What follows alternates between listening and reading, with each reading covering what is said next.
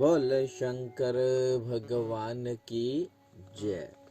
वेंकटाचल निवासी श्री हरि और पद्मावती का विवाह। भगवान वाराह कहते हैं, यों कहकर नारद जी पद्मिनी और उसकी सखियों द्वारा सम्मानित हो वहां से अंतर्ध्यान हो गए।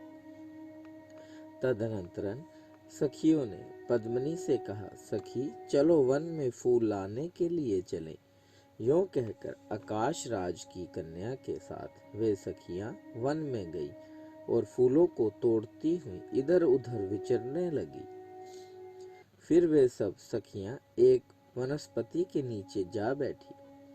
इसी समय उन्होंने चंद्रमा के समान श्वेत वर्ण वाले एक ऊंचे घोड़े को देखा। उसके ऊपर श्याम वर्ण का पुरुष सवार था, जिसकी आकृति और कांति कामदेव को भी लज्जित कर रही थी। उसके विशाल नेत्र पदापत्राकार कानों के समीप पहुंचे हुए थे।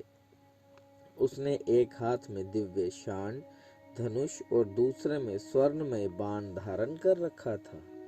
उसका कटी प्रदेश पीले रंग के रेशमी वस्त्र से आच्छादित था। शरीर का मध्य भाग बहुत ही सुंदर था। वह रत्न निर्मित कनकन, बाजूबंद और करधनी से सुशोभित था। उसकी छाती चौड़ी थी, जिससे उस पुरुष की दक्षिणावर्त नाभि अधिक शोभा पा रही थी। उसका बायां कंधा स्वर्णमय यज्ञोपवीत से चमक रहा था।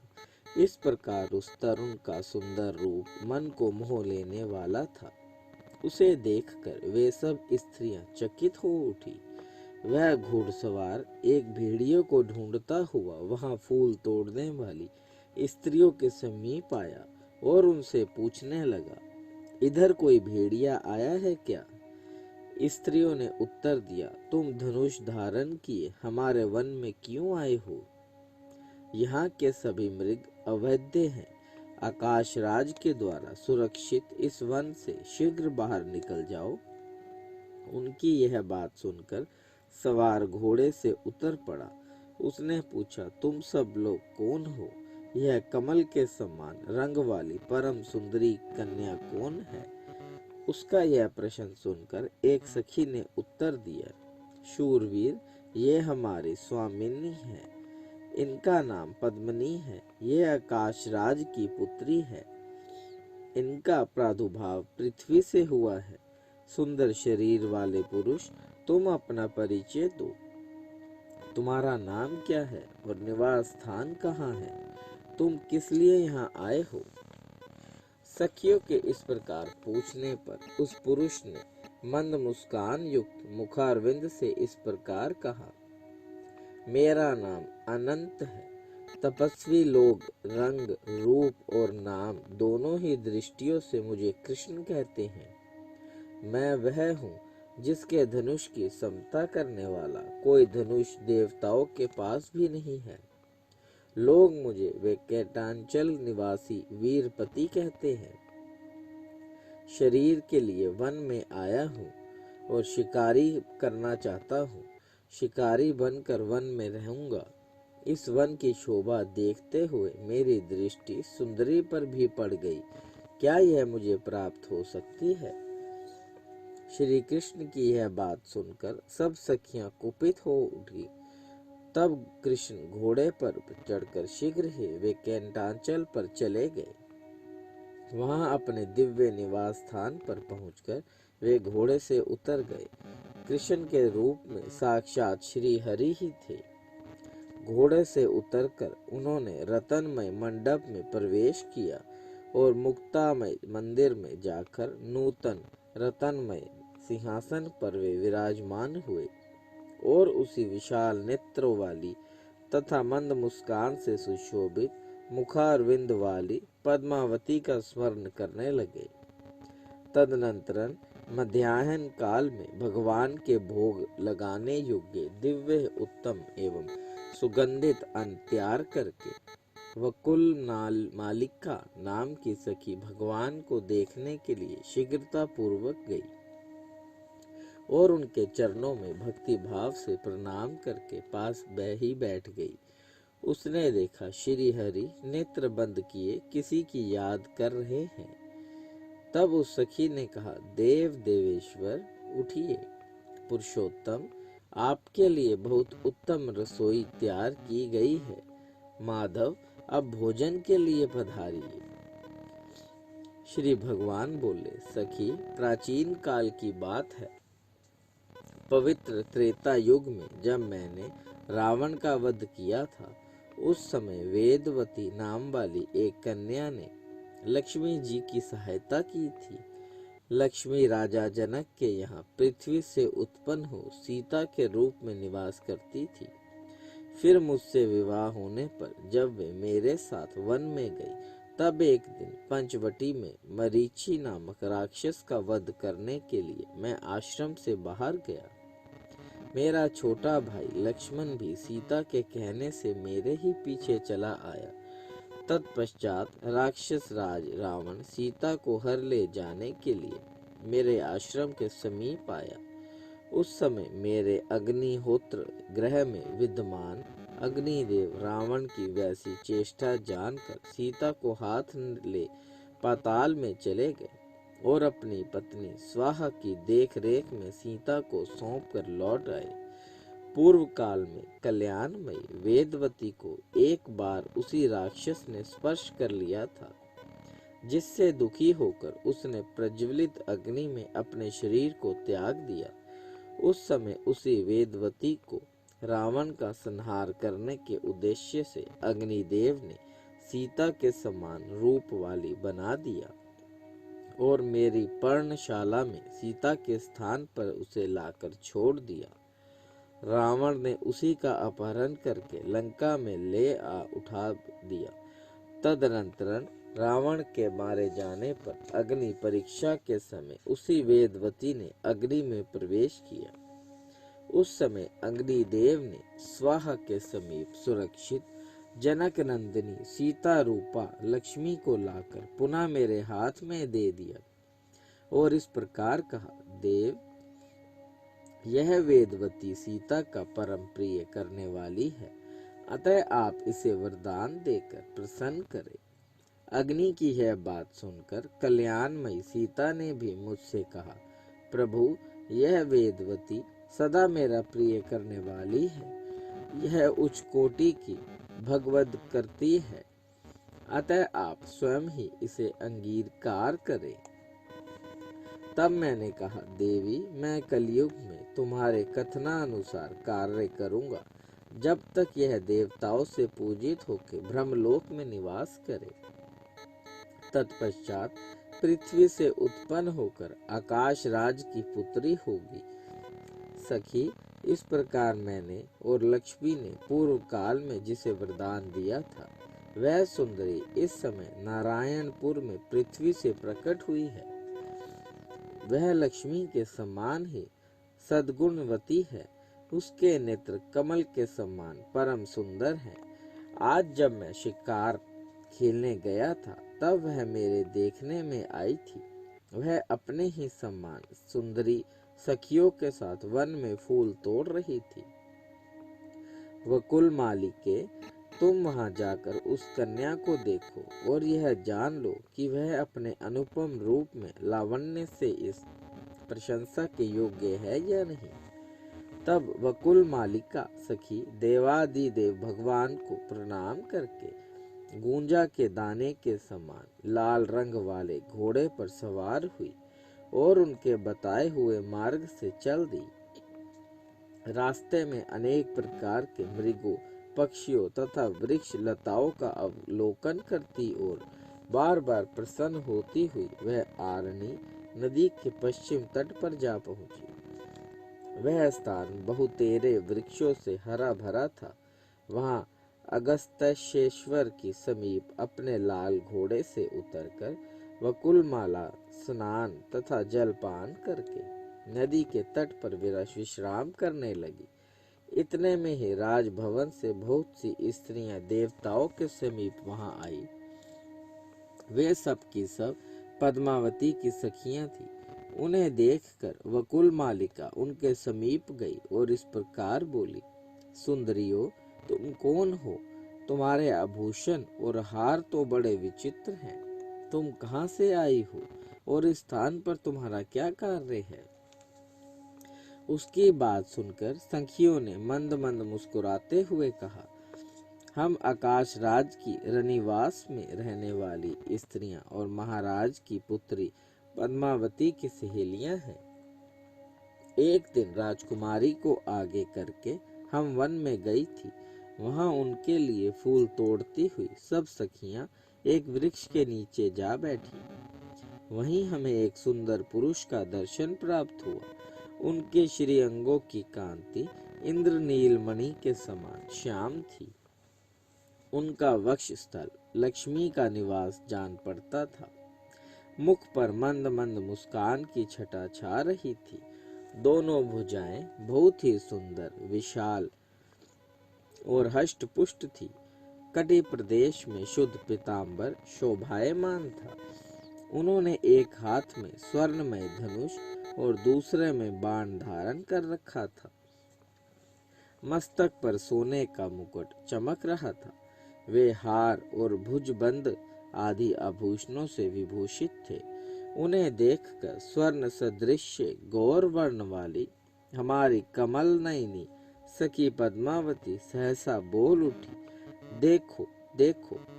तब हम सब सखियां उन्हीं की ओर देखने लगी। इतने ही में वे शीघ्र चले गए।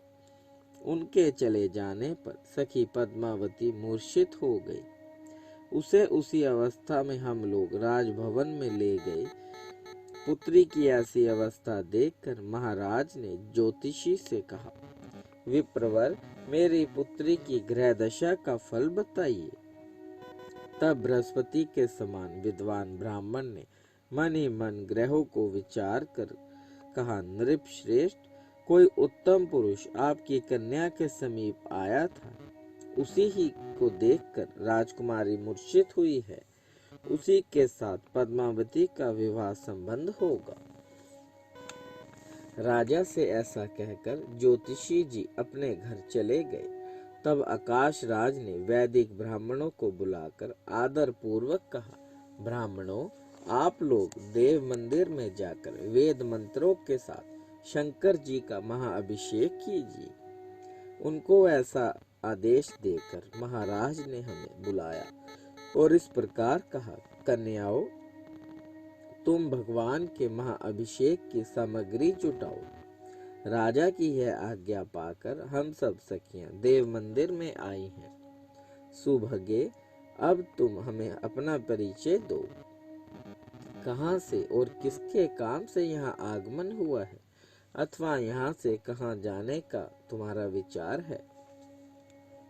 जान पड़ता है इस समय इस दिव्य अश्व पर आरूढ़ होकर तुम देवलोक से आई हो।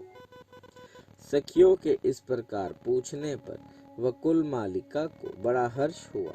उसने मधुर वाणी में कहा, मैं वे कैंटांचल से इस घोड़े पर सवार होकर आई हूँ और महारानी धरनी देवी से मिलना चाहती हूँ। क्या राजभवन में महारानी के दर्शन हो सकते हैं? उसकी यह बात सुनकर उन कन्याओं ने कहा, शुभे, तुम हमारे साथ धरनी देवी का दर्शन कर सकती हो। तब वकुल मालिका उन कन्याओं के साथ राजभवन में आई। उधर धरनी देवी ने अंतपुर में जाकर अपनी पुत्री से कहा, बेटी, तुम्हारा कौन कार्य करूं? तुम्हें कौन वस्तु प्रिय है? माता के इस प्रकार पूछने पर मनस्वी कन्या पद्मावती ने मंद मुस्कान और स्वर से कहा, अम्बे, संसार में जो सबसे अधिक नयनाभिराम है, साधु संतों के मन को भी जो परम प्रिय लगता है, ब्रह्मा आदि देवता भी जिसके दर्शन की इच्छा रखते हैं, जो सबसे महान और सर्वत्र व्यापक है, तेजस्वी पदार्थों में भी सर्वाधिक तेजस्वी है, देवताओं का भी देवता है, श्रेष्ठ भक्तों को ही जो इस लोक में सुलभ है तथा अभक्तों को जिसकी प्राप्ति कभी नहीं होती, उसी वस्तु में मेरा मन लग रहा है।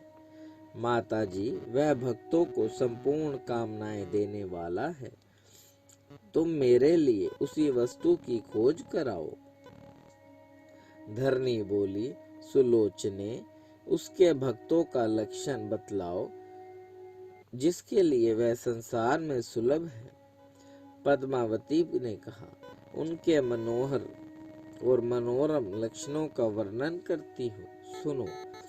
वे वेदों के स्वाध्याय में तत्पर होकर सदा वैदिक कर्म का अनुष्ठान करते हैं, सत्य बोलते हैं, दूसरों के दोषों को कभी नहीं देखते, पराई निंदा से दूर रहते हैं, दूसरों के धन का अपहरण नहीं करते। पराई स्त्रियां कितनी ही सुंदर क्यों ना हो, वे ना तो उनकी याद करते हैं, ना उनकी ओर देखते हैं और ना कभी उनका स्पर्श ही करते हैं। ऐसे सदाचारी महात्माओं को ही तुम वैष्णव जानो, जो सब प्राणियों के प्रति दया भाव से युक्त होकर सबके हित में संलग्न रहते हैं तथा देवेश्वर विष्णु के गुणों का गान करते हैं। उनको निश्चय ही भगवान का भक्त समझो। जिस किसी वस्तु से भी जो संतुष्ट रहते, अपनी ही स्त्री के प्रति अनुराग रखते तथा राग, भय और क्रोध से दूर रहते हैं, उन पुरुषों को तुम भगवान विष्णु का भक्त जानो। जो ऐसे लक्षणों से युक्त हैं, वे ही वैष्णव माने गए हैं। ऐसे सदाचारी भक्तों को ही उन परमात्मा की प्राप्ति होती है। उन्हीं परमेश्वर में मेरा प्रेम हो गया है, मेरा मन उन्हीं में मिलना चाहता है। माँ, भगवान विष्णु के सिवा और किसी वस्तु की मुझे कोई इच्छा नहीं है।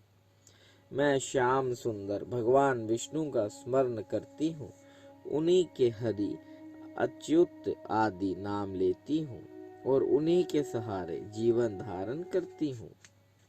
अतः जिस प्रकार उनके संबंध हो सके वैसा उपाय सोचो। माता से ऐसा कहकर दयनीय दशा को पहुंची हुई कमल सदृश मुख वाली पद्मावती चुप हो गई। पुत्रों की बातें सुनकर धरनी देवी यह सोचने लगी, भगवान विष्णु कैसे प्रसन्न होंगे। इसी समय अगस्त्येश्वर की पूजा करके पूर्वोक्त कन्याएं वकुल मालिका के साथ धरनी देवी का दर्शन करने के लिए आई। महारानी धरनी ने घर पर पधारे हुए ब्राह्मणों को उत्तम भोजन दे उनका स्वागत सत्कार करके वस्त्र और आभूषणों सहित पर्याप्त दक्षिणा दी तथा उन्हें अपने मनोरथ की सिद्धि के लिए आशीर्वाद लेकर उन सबको विदा किया। तत्पश्चात वहां आई हुई मनस्विनी कन्याओं से पूछा, बतलाओ यह श्रेष्ठ कन्या कौन है? तुम लोगों से इसका साथ कहाँ हुआ है? इस राजभवन में यह किस लिए आई है? मुझे तो यह कोई पूजनीय देवी प्रतीत होती है। कन्याएं बोली, महारानी, यह देवी वास्तव में दिव्यांगना है और किसी कार्य से आपके ही पास आई है। देवालय में भगवान शंकर के समीप हम लोगों से यह मिली है।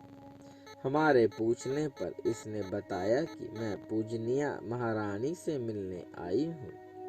तब हमने कहा, तुम हमारे साथ ही चलो, हम महारानियों की ही दासियां हैं और अभी राजमहल में चलेंगी। इस प्रकार यह आपके समीप आई हैं। अब आप ही पूछें, इनके आगमन का क्या उद्देश्य है?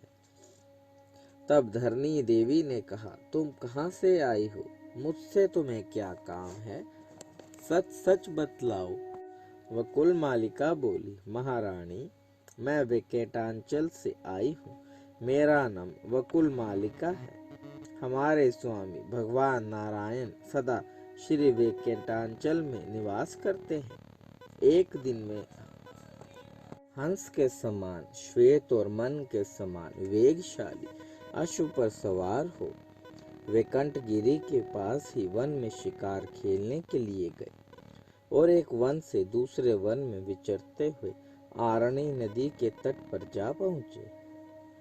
वहां घोड़े से उतरकर वे नदी के सुंदर तट पर भ्रमण करने लगे। उसी समय उन्होंने फूल तोड़ती हुई कुछ सुंदरी कन्याओं को देखा। उनके बीच में एक तवंगनी कन्या थी जो लक्ष्मी के समान स्वर्ण गौरी एवं अत्यंत मनोहर थी। उस कन्या के प्रति भगवान का मन अनुरक्त हो गया। उसे प्राप्त करने की इच्छा से श्री हरि ने उन कन्याओं से पूछा, यह सुंदरी कुमारी कौन है? कन्याओं ने उत्तर दिया, महाबल, यह आकाश राज की कन्या है।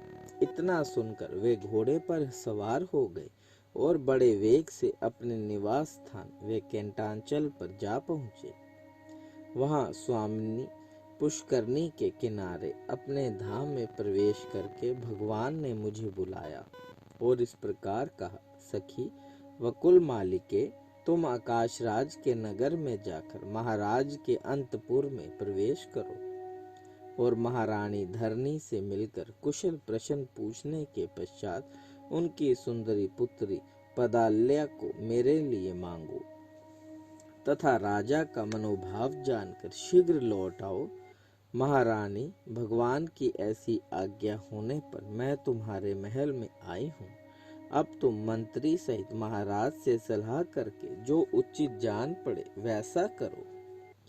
वकुल मालिका की बात सुनकर महारानी धरनी बहुत प्रसन्न हुई। उन्होंने आकाश राज को बुलाया और पदाल्या के पास जाकर मंत्रियों के बीच में उसकी कही हुई सारी बातें कह सुनाई। सुनकर राजा भी अत्यंत प्रसन्न हुए और मंत्रियों तथा पुरोहितों से बोले, मेरी पुत्री पदाल्या देवी दिव्य रूप वाली अयोनिज्या कन्या है। उसके लिए वे कैंटांचल निवासी देवादिदेव भगवान नारायण ने याचना की है। आज मेरा मनोरथ पूर्ण हो गया। बतलाइए आप लोगों की क्या राय है? महाराज का उत्तम वचन सुनकर सब मंत्री प्रसन्नचित्त होकर बोले, राजेंद्र, यदि ऐसी बात है तो हम सब लोग कृतार्थ हो गए। इस संबंध से आपका यह कुल सबसे उन्नत होगा। आपकी अनुपम कन्या साक्षात भगवान लक्ष्मी के साथ आनंद पूर्वक रहेगी। आप इसे देवादि देव शांड धनुषधारी परमात्मा विष्णु को समर्पित करें। यह शोभायमान वसंत ऋतु है। इसमें इस शुभ कार्य का अनुष्ठान शीघ्र कर डालना चाहिए। बृहस्पति जी को बुलाकर आप विवाह के लिए लगन निश्चित करें। तदनंतरन बहुत अच्छा कहकर आकाश राज ने देवलोक से बृहस्पति जी को बुलाया और वर कन्या के विवाह के लिए लगन पूछा। ब्राह्मण, कन्या का जन्म नक्षत्र मृगशीरा है और वर का श्रवण, अतः इन दोनों के विवाह संबंध का विचार कीजिए। तब बृहस्पति जी ने कहा, वर और कन्या दोनों के सुख की समृद्धि के लिए ज्योतिषों ने उत्तरा फाल्गुनी नक्षत्र को सर्वश्रेष्ठ माना है। अतः वैशाख मास के उत्तरा फाल्गुनी नक्षत्र में दोनों का विधि पूर्वक विवाह करके संपन्न किया जाएगा। यह सुनकर राजा ने बृहस्पति जी की पूजा करके उन्हें विदा किया और भगवान की दूती से कहा, शुभे, तुम भगवान के निवास स्थान को जाओ और देवादि देव नारायण से कहो, वैशाख मास में यह मंगल कार्य संपन्न होगा। आप वैवाहिक मंगलाचार संपन्न करके यहाँ पधारें। इसके बाद देवी का प्रिय करने वाली शुक्र रूपी दूत को वकुल मालिका के साथ भेजकर आकाश राज ने अपने पुत्र को वायु, इंद्र आदि देवताओं को बुलाने के कार्य में नियुक्त किया। साथ ही विश्वकर्मा को बुलाकर अपने नगर की सजावट के काम में लगाया। विश्वकर्मा ने पल भर में अपना कार्य पूर्ण कर दिया। उधर वकुल मालिका अश्व पर सवार हो शुक के साथ प्रस्थिति हुए और वे कैंटांचल पर पहुंचकर देवालय के समीप घोड़े से नीचे उतरी। फिर शुक को अपने साथ ले मंदिर के भीतर गई। वहां सुंदर नेत्रों वाले भगवान नारायण को लक्ष्मी जी के साथ रतन सिंहासन पर विराजमान देख प्रणाम करके प्रसन्नता पूर्वक बोली, प्रभु वहाँ का कार्य तो मैंने पूरा कर दिया, उधर से मांगलिक वार्ता करने के लिए यह शुक आया हुआ है। तब भगवान की आज्ञा पाकर शुक ने उन्हें प्रणाम किया और इस प्रकार कहा, माधव, भूमि कन्या पद्मावती ने आपके पास यह संदेश भेजा है कि मुझे अंगीकार कीजिए। रमापते, मैं आपके ही नाम लेती हूँ, आपके ही स्वरूप का सदा स्मरण करती हूँ। मधुसूदन, आपकी प्रसन्नता के लिए ही मैं सब कार्य करती रहती हूँ। मेरे इस काम में पिता और माता की भी सम्मति है। देवेश, मुझ पर कृपा करके मुझे अंगीकार कीजिए। शुक का यह प्रिय वचन सुनकर श्री हरि ने कहा, शुक, जाओ और पदाल्या से इस प्रकार कहो, देवी, श्री नारायण देव ने कहा है कि मैं देवताओं को साथ लेकर मंगलमय विवाह कार्य संपन्न करने के लिए अवश्य जाऊंगा। भगवान का यह वचन सुनकर और प्रसाद रूप से उनकी दी हुई वनमाला लेकर शुक शीघ्र ही आकाश राज की कन्या के पास लौट आए। उसने कस्तूरी की सुगंध से युक्त वह तुलसी माला राजकुमारी को देकर प्रणाम किया और भगवान का शुभ संदेश कह सुनाया। सुनकर उस प्रसाद माला को हाथ में ले पदाल्या ने उसे मस्तक पर चढ़ा लिया और भगवान के आगमन की प्रतीक्षा करती हुई योग्य आभूषण धारण करने लगी। आकाश राज ने भी आनंद मगन हो चंद्रदेव को बुलाकर आदर पूर्वक कहा, राजन, आप नाना प्रकार का सरस भोजन तैयार कीजिए, जो भगवान विष्णु के भोग में आने योग्य हो। उत्तम से उत्तम अन्न की व्यवस्था होनी चाहिए। इस प्रकार प्रबंध होकर भगवान के आगमन की प्रतीक्षा करते हुए आकाश राज प्रसन्न मन से राजभाग में बैठ गए।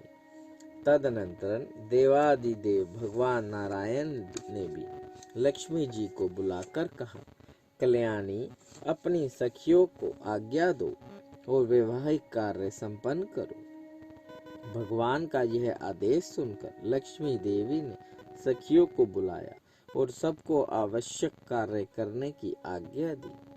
लक्ष्मी की आज्ञा से प्रीति देवी ने सुगंधित तेल लिया, श्रुति देवी रेशमी वस्त्र लेकर भगवान के समीप खड़ी हुई, समृति भी भांति भांति के आभूषण लेकर प्रसन्नता पूर्वक उपस्थित हुई। धृति ने दर्पण हाथ में लिया, शांति ने कस्तूरी को प्रस्तुत किया, लज्जा देवी यश कंद्रम लेकर भगवान के सामने खड़ी हुई, कीर्ति ने सोने का पट तथा रतन युक्त मुकुट हाथ में लिया, शची ने छत्र लगाया, सरस्वती देवी चंवर ढुलाने लगी, गौरी देवी ने दूसरा चंवर हाथ में लिया, विजया और जया पंखा झलने लगी। उपयुक्त सब देवियों को वहां उपस्थित देख लक्ष्मी देवी ने शीघ्रता पूर्वक उठकर सुगंधित तेल हाथ में लिया और भगवान के मस्तक से लेकर सब अंगों में उसे भगवान ने सुगंधित चूर्ण उबटन किया। इस प्रकार श्री नारायण देव के सब अंगों को भली भांति मलकर आकाश गंगा आदि तीर्थों से भरकर लाए हुए 100 स्वर्णमय कलश मंगवाए और उनमें से एक एक को लेकर उसके जल से भगवान का अभिषेक किया। तत्पश्चात सुनहरे रंग के सुगंध युक्त चंदन से भगवान के अंग में लेप लगाया। फिर उनकी कमर में रेशमी पीताम्बर बांधकर उसमें करधनी पहना दी, मस्तक पर मुकुट रखा और अन्यायन आभूषणों से भी विभिन्न अंगों को विभूषित किया। उनकी सभी उंगलियों में लक्ष्मी जी ने दिव्य सोने की अंगूठियां पहना दी। इसके बाद धृति देवी ने भगवान के समीप जाकर दर्पण दिखाया। दर्पण देखकर देवादिदेव विष्णु ने स्वयं ही ऊर्ध्व पुंड के धारण किया। तदनंतर वे लक्ष्मी जी के साथ गरुड़ पर आरूढ़ हुए। इसी समय ब्रह्मा, महादेव जी, इंद्र, वरुण, यम और कुबेर उनकी सेवा में उपस्थित हुए। इन सब देवताओं, वशिष्ठ आदि मुनीश्वरों, सनकादि योगियों तथा अन्य भगवक्ताओं के साथ भगवान विष्णु नारायण रूप को गए। उस समय भगवान विष्णु के समीप देवताओं के नगाड़े बज रहे थे। मुनि लोग स्वसत्य संबंधी युक्तों का और सुक्तों का जप करते हुए भगवान के पीछे पीछे चल रहे थे। भगवान के साथ संपूर्ण देवता और विश्वसेन आदि पार्षद चल रहे थे। वकुलमाला आदि सखियां रथों पर बैठ गई। इस प्रकार भगवान ने बारात लेकर आकाश राज के सजे हुए नगर में प्रवेश किया। आकाश राज ने कहा, भगवान आए हैं। और पुत्री पद्मावती भी ऐरावत पर बैठकर समस्त पुरी की परिक्रमा करके गोपुर द्वार पर आ पहुंची। तब वे वर वधू को साथ ले आकर भाई बंधुओं के साथ भगवान का दर्शन करते हुए खड़े हो गए।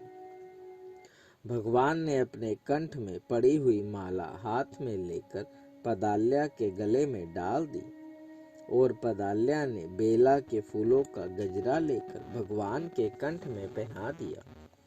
ऐसा करके वे दोनों सवारी से उतर गए और थोड़ी देर पीठे पर खड़े होकर सुंदर गृह में प्रवेश किया। उनके साथ ब्रह्मा आदि देवताओं का समुदाय भी था। ब्रह्मा जी ने अंकुरारोपण पूर्ण मंगल सूत्र बंधन, कंकन बंधन से लेकर लज्जा होम तक की संपूर्ण वैवाहिक विधि संपन्न कराई। फिर व्रत पालन की आज्ञा लेकर पदाल्या और श्री हरि ने पृथक पृथक शयन किया। पुनः चौथे दिन चतुर्थी कर्म आदि सब कार्य करके चतुर्मुख ब्रह्मा ने आकाश राज से अनुमति ले दोनों देवियों के साथ भगवान को गरुड़ पर बैठाया और देवताओं के साथ वहां से चलने की तैयारी की। तब आकाश राज ने इंद्र आदि देवताओं के साथ अपनी पुत्री और दामाद का प्रिय करने के लिए सोने के कड़ाहों में अगहनी के चावल, मूंग से भरे हुए अनेक पात्र और सैकड़ों घी के घड़े दहेज में दिए। हजारों घड़े दूध और दही से भरे हुए अनेकों भांड, आम, केला और नारियल के दिव्य फल, आंवले, कुष्मांड, राजकदली के फल, कटहल, बिजोरा, नींबू, शक्कर से भरे हुए घड़े, सोना, मणि, मोती, करोड़ों रेशमी वस्त्र, हजारों दास दासी, करोड़ों गायें, हंस और चंद्रमा के समान श्वेत रंग के 10,000 घोड़े और सदा उन्मत्त रहने वाले 100 से अधिक ऊंचे ऊंचे हाथी, ये सारी वस्तुएं भगवान विष्णु को भेंट करके आकाश राज ने उनके आगे खड़े कर दिए। पद्मावती और लक्ष्मी देवी के साथ वैकुंठनाथ भगवान विष्णु दहेज की वह सब सामग्री देखकर बड़े प्रसन्न हुए और अपने ससुर से बोले, राजन, इस समय आप मेरे गुरु हैं। आपकी जो इच्छा हो मुझे से वर मांगिए। भगवान की यह बात सुनकर आकाश राज ने कहा, देव, इस संसार में आपकी अन्य सेवा ही मेरे लिए मेरा द्वारा होती है।